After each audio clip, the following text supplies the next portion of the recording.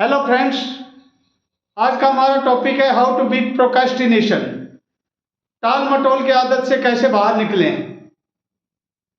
जहां तक मैं समझता हूं हर आदमी कभी न कभी जिंदगी में टाल मटोल करता आया है, लेकिन कुछ लोग इस आदत से बाहर निकल गए और कुछ ट्रैप में अभी भी फंसे हुए हैं। तो सबसे पहले समझते हैं प्रोक्रेस्टिनेशन, जिसको हिंदी में टाल मटोल कहते हैं। वो होता क्या है? जब भी आप कोई काम करने का फैसला करते हैं लेकिन उस पर एक्शन नहीं लेते हैं, आप सोचते हैं ये काम मैं कल से करूंगा, परसों से करूंगा, 1 जनवरी से करूंगा, ऐसे उन काम को टालते रहते हैं। तो इस प्रोसेस को हम प्रोक्रेस्टिनेशन कहते हैं। और जब हम लगातार टालते रहते हैं तो ये हमारी आदत बन जाती है। If you don't respect your decisions, तो माइंड उसी तरह का रेस्पॉन्ड करने लगता है। माइंड सोचता है कि ये आदमी तो फैसले लेता है, काम वाम तो इसको करना है नहीं, और आपकी एक आइडेंटिटी क्रिएट कर देता है। प्रोक्रेस्टिनेटर की, काम टालने वाले की आपकी एक आदत बना देता है। तो अगली बार जब भी आप कोई काम करने की कोशिश करते हैं, तो क्योंकि आपकी आइडेंटिटी एक काम टालने वाले की, एक प्रोक्रेस्टिनेटर की है, तो सबकॉन्शियस माइंड आपके साथ गेम खेलना शुरू कर देता है। दरअसल सबकॉन्शियस माइंड किसी काम को आपको नहीं करने देना चाहता है तो डायरेक्ट ये तो कहता नहीं कि आप इसको करो मत, वो इसको कल पर टाल देता है। क्योंकि यदि किसी इंपॉर्टेंट काम को वो यदि ये कह दे कि आप मत करो, तो आप उसको तुरंत कर लोगे, लेकिन वो सोचता है कि इसको कल पे टाल देते हैं। और जैसे ही आप कल पे टालते हो तो कल वही सिचुएशन होती है, फिर बोलेंगे कल पे टाल देते हैं, और धीरे धीरे कई बार वो काम इतना हमारे लिए इंपॉर्टेंट हो जाता है कि फिर उस काम को हम कर ही नहीं पाते हैं। तो यह है कि टाल मटोल की हम कीमत क्या चुकाते हैं। यदि आज आप सफल होने की कीमत नहीं चुकाते हैं तो सारी जिंदगी उससे बड़ी कीमत चुकाते हैं हम लोग। जी हाँ, फिर से सुनिए, यदि आज हम सफल होने की कीमत नहीं चुकाते हैं तो सारी जिंदगी उससे बड़ी कीमत चुकाते रहते हैं हम असफल होने की। जैसे आज आपको कई बार घर वाले बोलते हैं कि बेटे इस एग्जाम के लिए प्रिपरेशन कर लो, आप कोई जॉब लग जाओगे। आपकी आदत है प्रोक्रेस्टिनेशन की,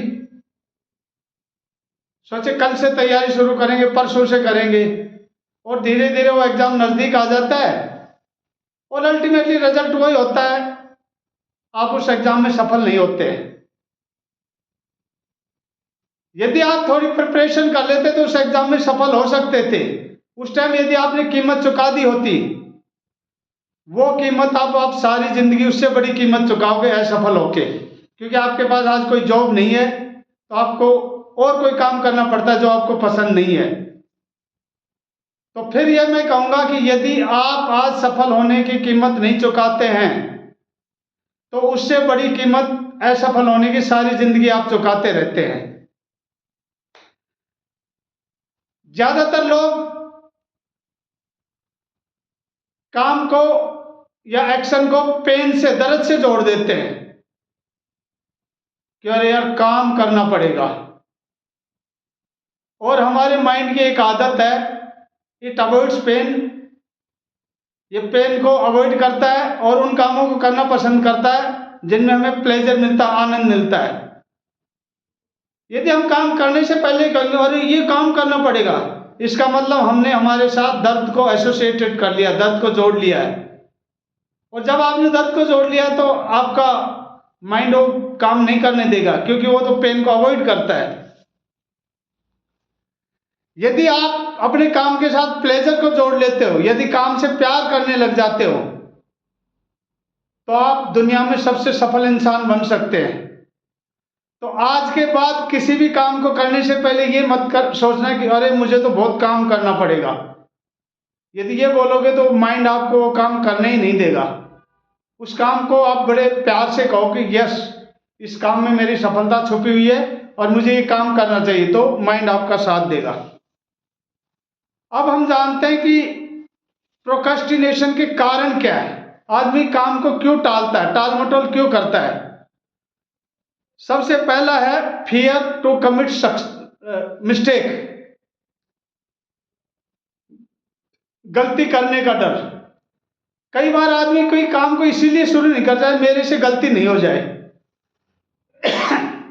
और यदि आप यही सोचते रहोगे जिंदगी भर तो कभी काम नहीं कर पाओगे। यदि मैं अपना एग्जांपल दूं तो जब मैंने शुरू में वीडियो बनाना शुरू किया तो मुझे ऐसा लगा यार मेरे से वीडियो नहीं बनेगा, कहीं गलत हो जाएगा, लोग हंसेंगे। लेकिन धीरे धीरे इस पे मैंने काम करना शुरू किया तो आज थोड़ा आगे बढ़ने लगा हूं। तो version 1 is better than none. यदि कुछ नहीं करने से कुछ करना अच्छा है, और जैसे आप करोगे धीरे धीरे आपका कॉन्फिडेंस बढ़ जाएगा, और जैसे ही कॉन्फिडेंस बढ़ जाएगा उस काम में आपको मजा आने लग जाएगा। अब मुझे वीडियो बनाने में कोई हिचक नहीं, कोई पेन एसोसिएटेड नहीं है, मुझे वीडियो बनाने में आनंद आता है। दूसरा कारण है बड़े काम, बिग टास्क। जैसे आपने एक काम ले लिया कि मुझे इस किताब के 100 पेज पढ़ने हैं, तो आपको ऐसे लगेगा 100 पेज कौन पढ़ेगा, इतना बड़ा काम। यानी आपने उससे पेन जोड़ दिया है, दर्द जोड़ दिया है। इसके बजाय यदि हम उसी काम को छोटे छोटे हिस्सों में बांट लें तो वो काम आसानी से हो सकता है। तीसरा, जैसे मैंने कहा, to connect the pain with action, यानी हमारे एक्शन के साथ हम दर्द जोड़ देते हैं, और ये भी हमारे प्रोक्रेस्टिनेशन का कारण होता है।